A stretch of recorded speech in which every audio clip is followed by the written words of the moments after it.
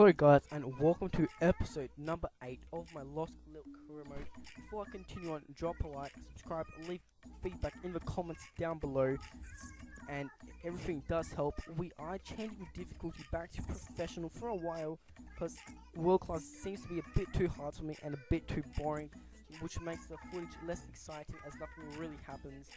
So we do go into a scout pool. We do start scouting with the centre back Mustachio. I think that's how you say his name. And we do go into a match against Evian. What happened in the previous episode for the cup game against Evian was that the file for the match was corrupted. So I couldn't figure out how to get it back up. So we skip the match. Not quite sure what really happened in the cup, but we do go into this match. Professional 4 minute half. Home game. We are putting Angelo Henriquez on. We do put Belmont on, and we also put Della Place on for Guay. We are giving some other players a chance. I do believe we do put on Rodman for Guay. We do give some players who normally wouldn't play a chance, as it is a slightly weaker team we are versing, and it is not professional.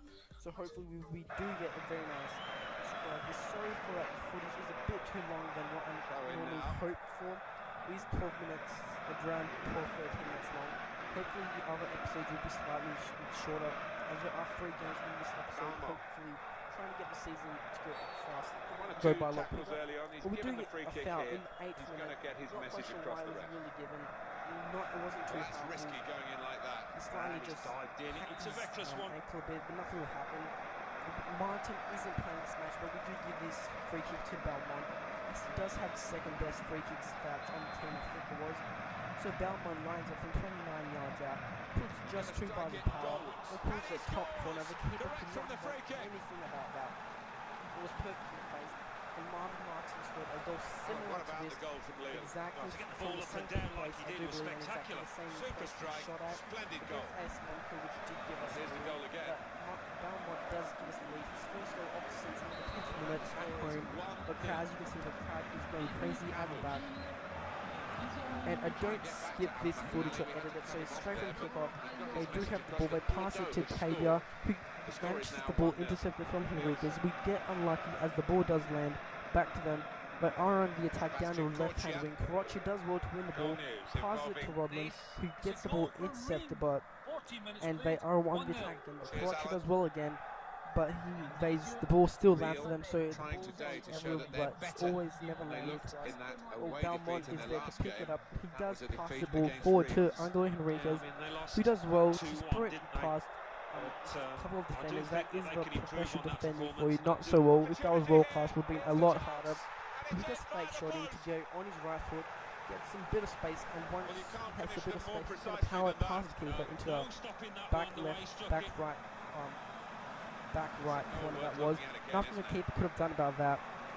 Was also slightly up, so the keeper really could not have saved that much. It was actually to the near post, which was the surprising thing.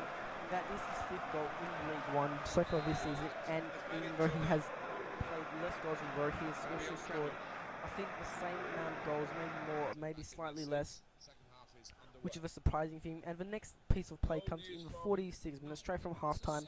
The ball does land to Angelo Henriquez, who gets fouled very dirty from the defender from Etienne, from Evian, and he does get red carded for him. That was a clear foul, very poor in the 48th minute. Cedric Monu, I think that was. So the ball, we do have a free kick from 33 yards out. We do give this one to Belmont. Hopefully he can score another free kick. This one is slightly further when it was. The wall moved forwards, and the ref does tell them to move back, as that is illegal and slightly cheating. Just over 2 bars of power, and the ball goes skyrocketing over the goal. So not one of Belmont's best free kicks. Maybe he was a one-hit wonder with a free kick goal. So that is a wasted opportunity. The ball, and it is the 5th minute, but it is still 2-0. We do have the lead against a 10-man Evian.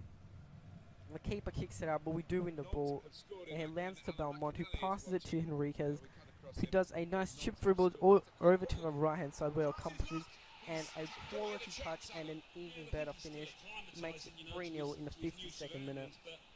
A quality goal that was, but the touch was even better. The through ball from Angelo Henriquez, he manages to do a stop and a chip through ball, and the top corner straight just under the crossbar. The keeper could not have done much about that.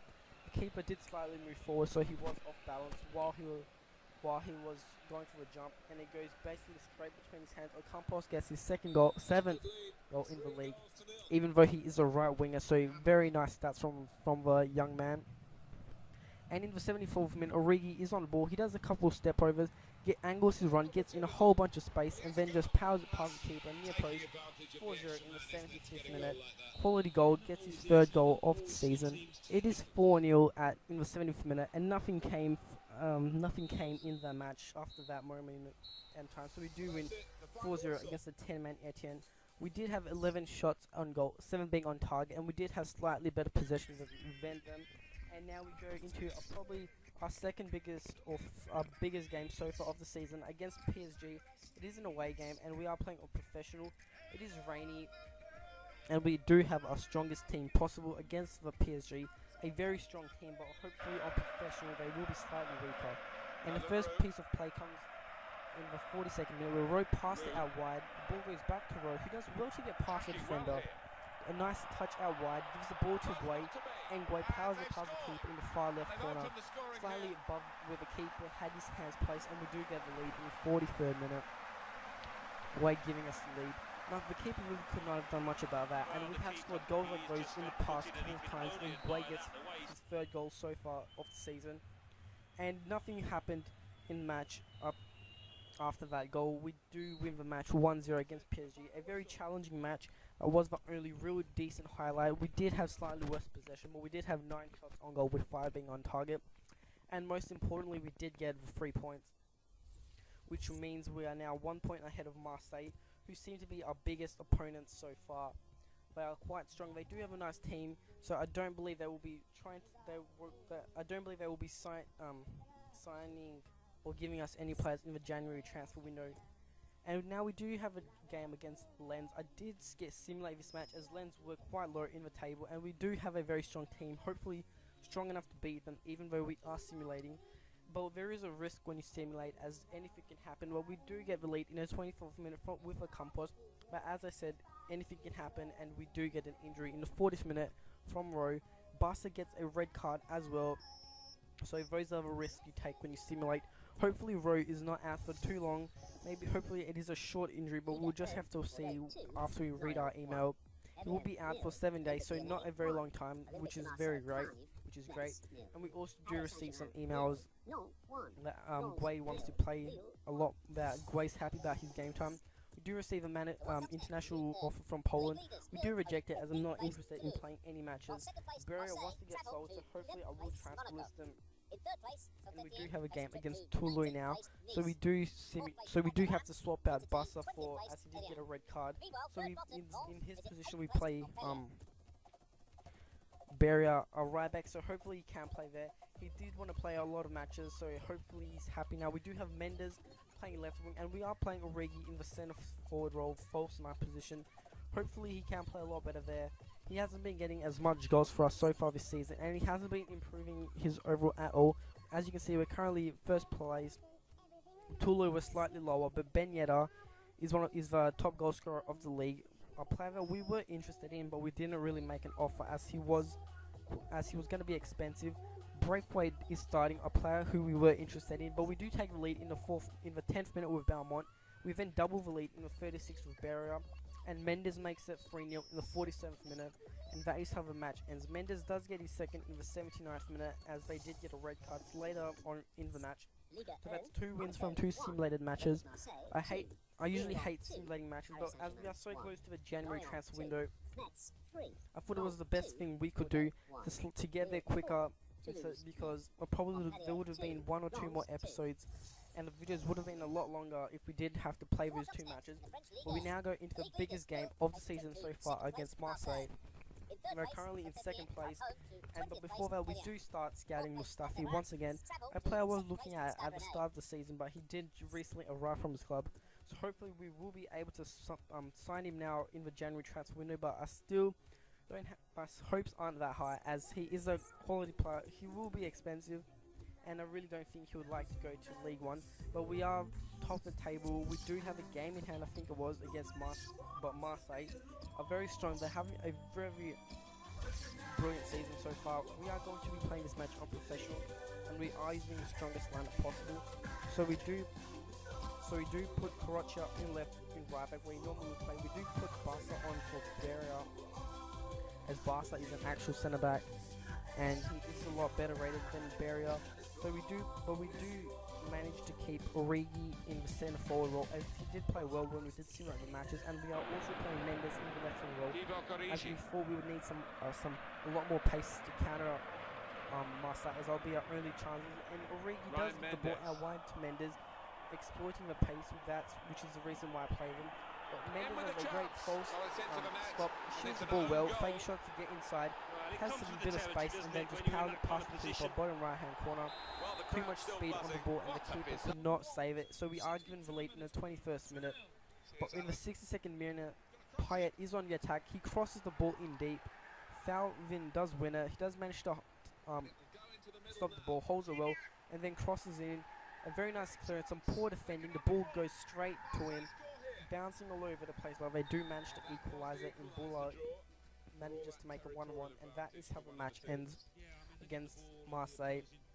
So very unlucky to get a draw. We should have won that. Possession stats say otherwise, as we only did have 41% of the possession. And this match was on professional, so as you can see, even some matches on professional are slightly challenging for us, as we don't have the strongest possible team. Maybe I should have played Origi out on the left and Roy in the middle, but we learned from our mistakes. We are coming close to the end of this episode, guys. We do receive a scout report that there have been some more players found in England. No one I'm too interested in, but I hope you did enjoy the episode. If we can get a subscribe per view, that would be great. Other than that, peace. See ya. So what do those results mean to the league table? At the top of the table remain Lille with 44 points. In second, Olympique Marseille with 43 points. In third, Saint-Etienne with 39 points. In fourth, Stade de Reims with 34 points. In fifth, Guyanjean with 32 points.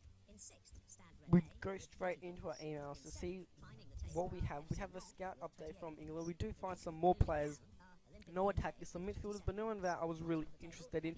We go straight. We have found some more defenders. Some of these players are good. Kazuma being one of them, and Okoro being the other. So I do believe we start scouting them. Actually, no, we don't, as they were too young, and I was sort of looking for players over close to the 80 rated mark, which will be good for our team, and which also have some nice potential. Kazuma and Okoro do have potential, but they are slightly lower rated, and would have been a third or fourth choice strikers. But I'm looking for a defender, which would be first choice striker, as the two current centre backs aren't the greatest and are also quite young.